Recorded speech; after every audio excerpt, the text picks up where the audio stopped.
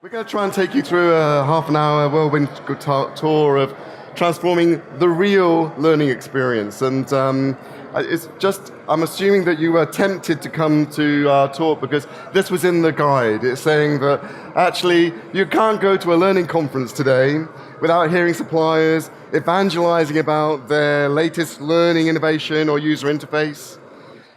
But despite all the innovation, the experience for most corporate learners is still poor. And the bigger question for us all is, what can we do? Because it's a big problem.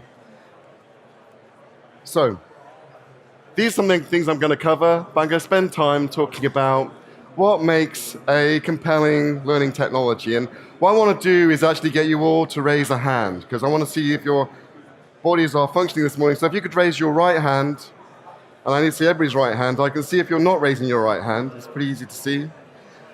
Please keep your right hand up. I know it's a little bit of a stretch.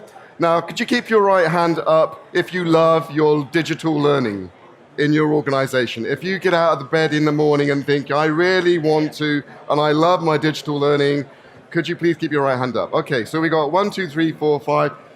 Obvious. Now, you may put your hands down. Thank you very much. For those who had their hands up at the end, you should have been keeping an eye on them, because those are the people that you need to be talking to. So you may want to put your hands up again if you love your digital learning, just so people can see you where you are. Okay, there's a few. You might want to speak to them. But for the rest of us, it is an issue that we don't love our digital learning. And I think that's a massive problem for our organization. I think and actually the industry as a whole. And what I want to explore is some of the things why that is. What is it about the digital learning experience that doesn't really work? And whether your experience is actually reflective of what happens elsewhere. We did our second year of research with the guys who organized this event, Learning Technologies. We've had over 1,000 respondents for the second year. And some of the things that they told us about learner expectation was in our survey. And the things that they told us about digital learning was that it's not necessarily very good. And unfortunately, maybe the colors don't stand out, but we've got dark green here for very good. We have a medium green here, which is good.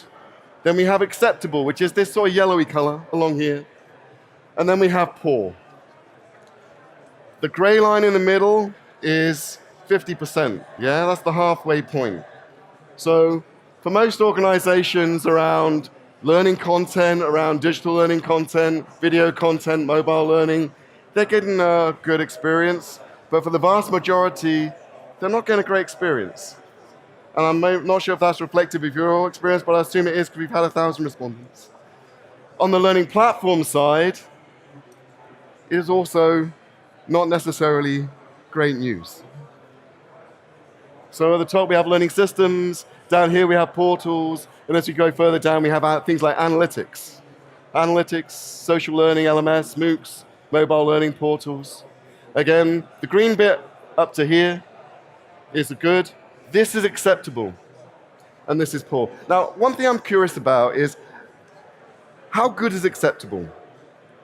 If somebody brings you an acceptable dinner tonight, is that good enough? No. Would you prefer it to be good or very good? If you're cooking it yourself, would you go, I'm really going to cook myself a really acceptable lunch this afternoon?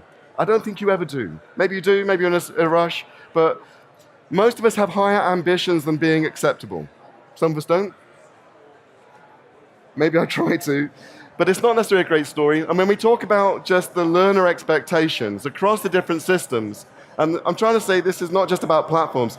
We look at learning content, being acceptable. Actually, it's a nicer side on the positive, but we got these sort of always, frequently, occasionally, never. You can see from the red bits where it's not so strong. So there is almost an endemic pattern in the learning technologies arena that isn't necessarily great.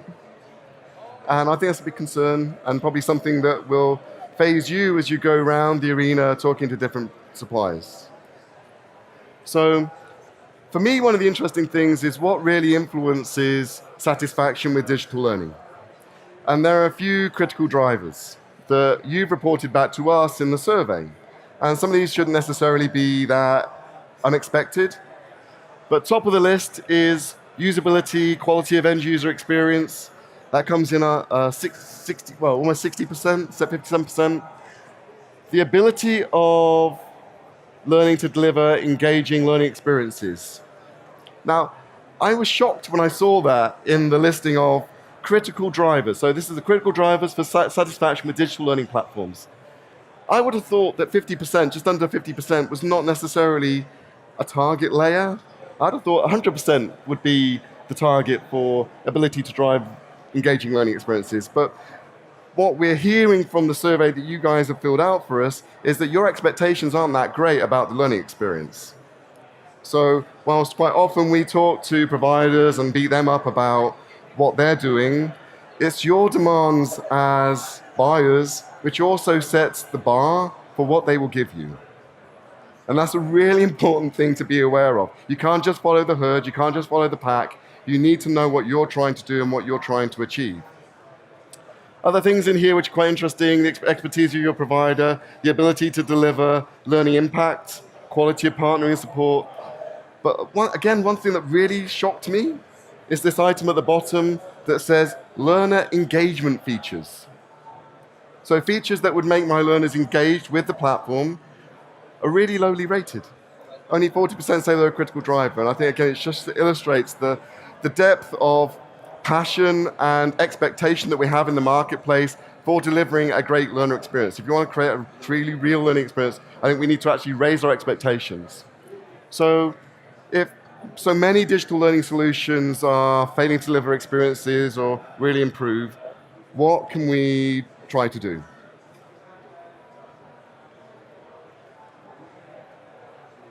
I think one of the interesting things, maybe the first question to ask is, does UX and UI help? Now, again, maybe a general question for you guys is, how much do you think the UX and UI of a system, how important is that in terms of when you're looking at buying solutions? Is it very important, moderately important, or not important at all? And I'd like to see a show of hands again. So is it really important? Moderately important? Not important at all? Okay, so I think there is a belief that actually the UX is really important, and I don't disagree with that. I think we just do have consumer-grade expectations, and if you go around practically every stand, every supplier is starting to look at how they create a more consumerized experience and a richer interface, something that engages their learners much more readily, and actually is comparable to the sorts of things that they see in their home work, in their home life. Some of the interesting things, I suppose, in terms of the demand for technology that we're seeing already is a shift in some of that experience in some of the content areas. So we're seeing a shift towards video, we're seeing a shift towards mobile, we're seeing even a continued shift towards blended learning, and also to user-generated content. And what's interesting is about those are the top, I suppose, 4 themes, and they've been the same 4 themes in a slightly different order from last year as well. So when you're looking at the user experience, these are the things that you are looking at pretty much on the stands around us. These are part of that grade of experience. And for many providers who do not handle video well, who do not handle mobile well, they are to some extent relegating themselves to the second league in solutions in terms of what you'll be looking to buy. One of the interesting ones at the bottom there is this focus on user-generated content. I think that's a major shift. Just again to get a quick straw poll, how many people are using user-generated content in their learning strategy at the moment? If you can put your hand up a little bit higher. Okay, so we've got a fair smattering. It's an emerging area, thank you. But it's something that's growing, and again, that's a feature of many of the platforms and the systems and the technologies that people are looking to build into that user experience. Because it's not just about the UX, it's about the tools and where it's available. So Google a few years ago talked about a continuous mobile experience, being able to start a transaction on your mobile phone and then move to your tablet and finish it off in the same process on your desktop. And that sort of sense of behavior is pervading most of the systems now. There is a continuity between the different elements and the different systems. On the platform side, the 5 areas of top demand are around learner engagement, which I think is really fascinating because, again, I'm not sure what necessarily learner engagement means to you, and maybe that's something that we need to explore and define a little bit more over time. But not many of the systems, again, that you go around and look at will have features that manage to create a learning relationship or an individual relationship with individual learners. So what I'm thinking about is, for example, if you go online and you start to do online shopping, those online shops will start to think about how they can create a relationship with you to increase your consumption of their products. They will market you based on the profiling activities that you've done, which match other people who successfully buy and upsell other materials, other solutions, other products from their shop, and they will approach you in that way. That's something we don't really see in systems at the moment. Some of that is driven by changes in what's typically called big data, and that's starting to come. But most of the learning solutions that we see are not focusing on how to use big data to create a stronger learner relationship. What they're looking to do is find ways of using learning analytics for your admin teams and for you to influence people about what's happening, rather than start creating that dynamic relationship which says, do you know what? I know it's 6 months since you bought that part for your bike. It usually wears out in 8 months. You should be looking to buy a new one now. And that's what the intelligent shopping centers are doing online. That's what we should be thinking about with our learning systems online, thinking much more about campaign-based learning. Again, not many actually deliver that at the moment. And that's, in my view, part of the rich side of the learning experience. Is how we get and touch people, hopefully in their heart, to come back for more, rather than something being acceptable and looking nice on screen. We need to try and create that fundamental relationship and create a desire around us to provide learning that people love. And maybe that's an extreme view, but I think that's a really good stretch goal that we should be approaching. So, in my view, with all those great innovations, it's not just about the technology, okay? You can implement all of those things and still not have a great learning experience. Again, I want to do a little straw poll. Could you put your hand up if you have a qualification in education? Okay. Do you have a master's in education? Do you have a PhD in education? Okay. There is a straw core of people with the right skills to maximize the impact of learning and designing great learning experiences. But more broadly, there is insufficient skills within the learning arena to drive the sorts of experiences that we should be trying to construct. And that's something as a profession that we need to address. And that's not something necessarily the vendors can do for us, but we need to raise our game around that. And I don't know whether this chimp is writing another of Shakespeare's great plays. I really don't know. He could be, but it's more unlikely. And I think, I'm not saying that you guys are that far back in the evolutionary chain. I don't want to upset you that much. But I think we need to look back at ourselves and think, if we want to deliver great learning, do we have the skills to do that internally? Because it's easy to look to the solutions to provide that, but if we're not constructing them, then that's not going to happen. But the problem with learning is it is incredibly complex. We typically talk about learning as having two grand focuses. You have this really fast cog, this really fast small wheel that's flying around, which is around operational learning. It happens on a 3-week to 6-week, maybe to 8-week scale. It's about new systems, it's about new starters, it's about new products that you're launching. Those have fixed deadlines, and you need to get those out the door quickly. It's about survival of your business today.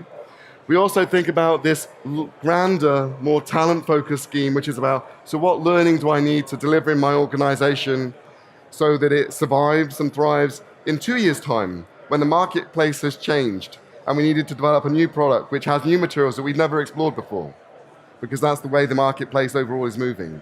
And we have these two things as a learning plan that often we're trying to struggle with. And I think the interesting thing about the learner experience is it needs to touch both areas. Quite often we're focused on some performance-related elements, sometimes we're focused on delivering the new product, but the range of interventions that we need to be able to supply is growing broader and broader and broader, and something that we need to address. And that's the problem for us, I think, is actually learning is incredibly complex. But also the ecosystems that we're trying to build are also incredibly complex, because we're trying to build formal learning, we're trying to build in elements of collaboration, we're trying to bring in workplace learning, We're expecting systems and solutions to operate in all those areas. And again, if you're trying to find one solution that does it all, it's very, very hard. And do they do it all well? Is really tough as well. So your ability to find good partners who work together to fit an ecosystem that puts the learner at the start. And this is just one example. I'm not saying this is a recommended layout, but you want to find out what your own drivers are for your own business. But again, this is showing the challenge of trying to build a coherent ecosystem is not just about finding one partner, one experience, it's about joining many. And again, that makes it harder for you guys. I'm not saying it's going to be an easy journey. So with all this complexity, the strategic learning, the tactical learning, the different ways we want people to learn, how can we create a framework that enables you to help facilitate that? One of the things that we've been trying to get people to think about and consider is what we've been talking about as a learning cycle. Now, Kolb did his learning cycle. It's very academic.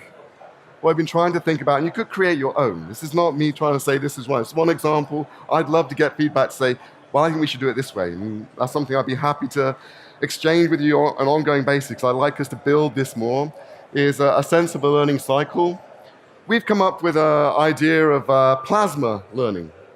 Now, I don't know if you know the 4 states of matter. Anybody remotely scientific understand what the 4 states of matter are? No?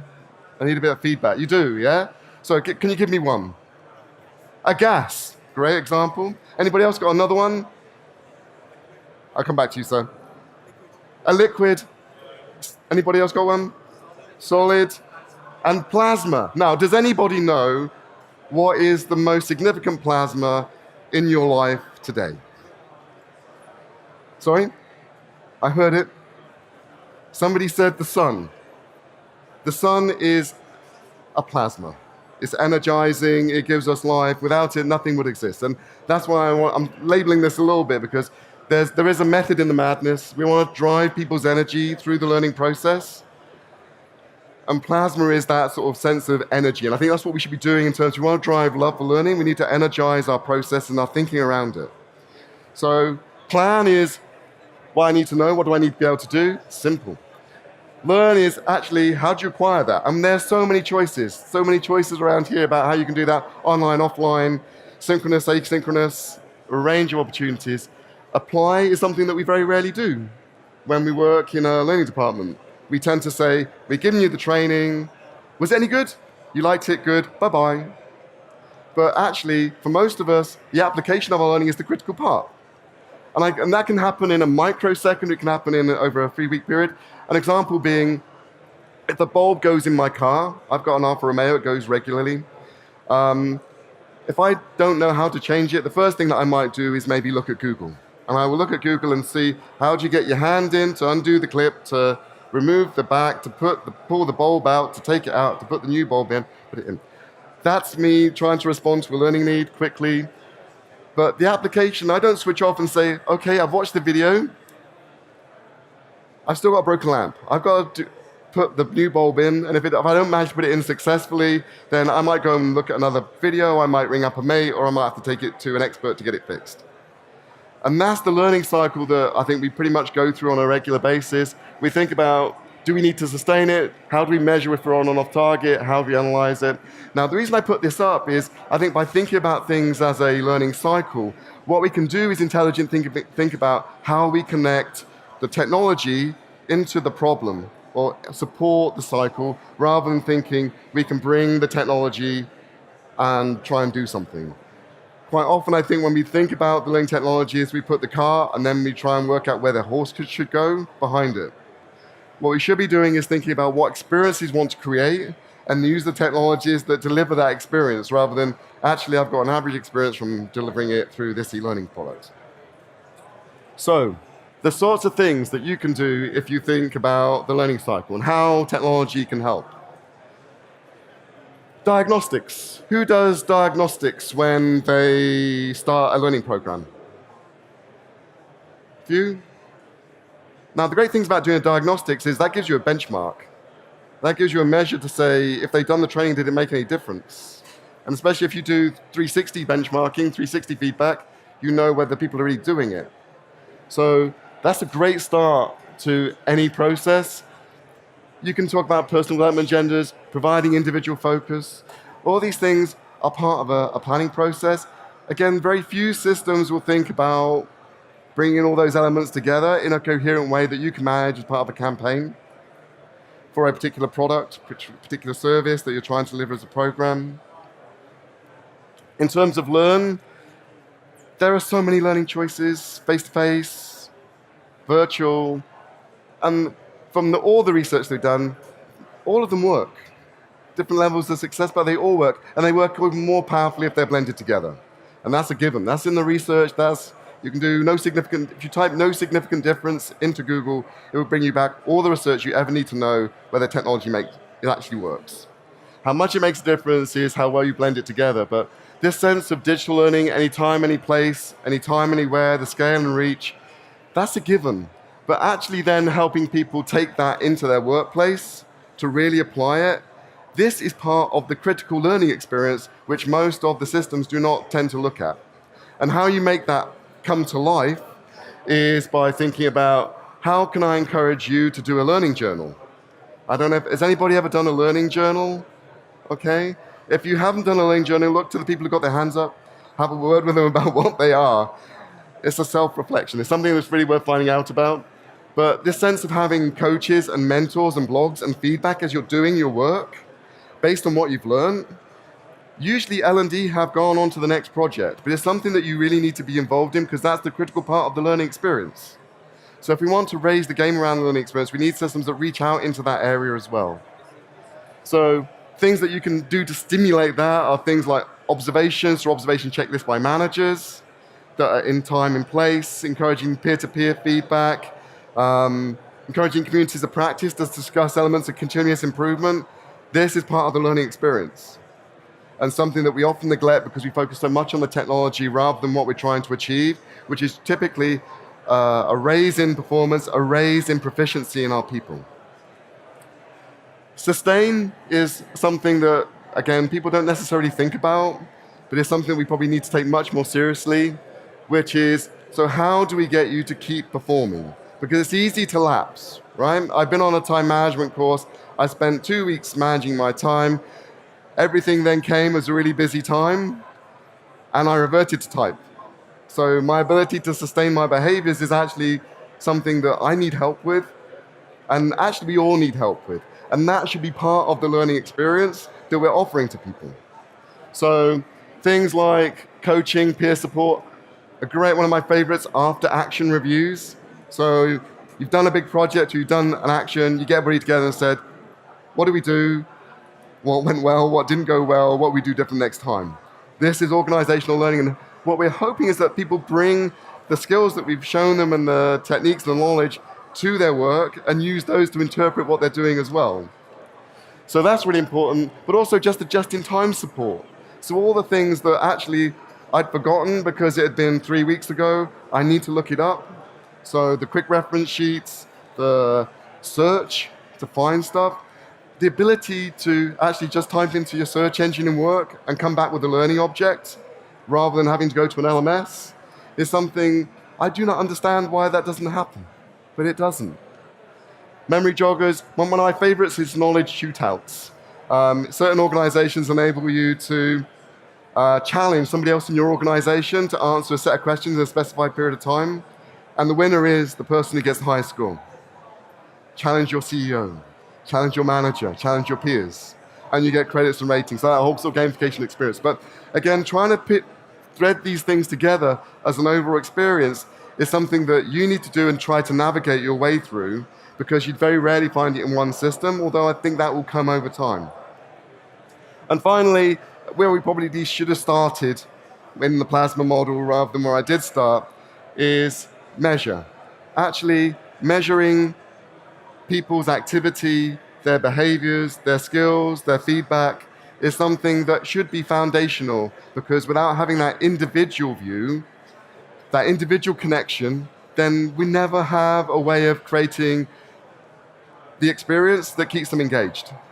So it's that personal relationship. And again, that's something that I think isn't necessarily as built into the systems as they should be.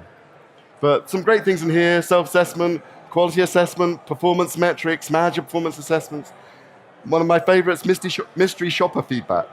How many of your organizations link in their mystery shopper or their quality controls into your learning system? 1, 2. How are you going to make a business impact if you're not linked into business systems? It's probably one of the critical things that you need to consider if you really want to measure effectiveness. So again, trying to find, if you're navigating through platform selections, who provides the right connectors out of the box or the right systems to enable you to get to that data? Because that's something to engage your people with. When you can say your actual performance is comparable to the lowest 25% of performers who've also not gone through this course, it's a great prompt to encourage people to be engaged. It creates a burning platform under their feet that thinks, well, I can ignore it, I can go somewhere else, and maybe I can, and do some other learning. But actually, you can push things in a much more engaged and relationship way. And I think that's something that we need to look at, creating this sense of learner relationship tools is something we don't necessarily always see. And Analyze is just trying to pull that together so you can work out what you should be doing. But it's a very simple model, really. It's like, so how do you encourage people to say, this is where I am, this is where I need to get to, these are the things that I can use to get there. And I think we very rarely think about the whole journey, because we bail at the point when we said, there's the tools, goodbye. And it's important that we create that continuity and that connection all the way through. So, interesting thing. From my point of view, the real learning experience is partly in the systems, but it's mostly in the solutions that you build. And it's how you string together all of the different parts of the plasma learning cycle, because that enables you to create touch points. You can reach out to people, create elements of reward and sophistication and excitement in how you're reaching out to them as individuals, rather than necessarily just send them through as a massive cohort. And that's something I think we need to think about more about how we profile. Now, I don't know if any of you guys have a fitness app that you use irregularly, if you like. Okay, can you put your hands up a little bit more just so people can see? The great thing about those fitness apps, I don't know, is that they nudge you to do more. I've got one that tells me when somebody's beaten me over a stretch of country lane that I cycle up every other week. You may not be able to believe that, but I do. And it's fascinating to me because when I see somebody beating my time, even if they smashed me, I still want to try and get close, because I don't want to get left behind. And I think there is some deep-seated behavioral psychology that marketeers know, that those engagement apps know, that we have yet to bring to learning. And partly that's because we have not asked for it. I think as we start to ask for more of this functionality in relationship tools, actually, that's where we're going to find some really interesting breakthroughs, but you need to ask for it before these guys around us actually supply it. So, key takeaways, because I think I've come to the end of my little ditty. You cannot assess a learning experience through a functional checklist. We often see people go to market and say, does the supplier do mobile? Do they do social? Do they do user-generated content?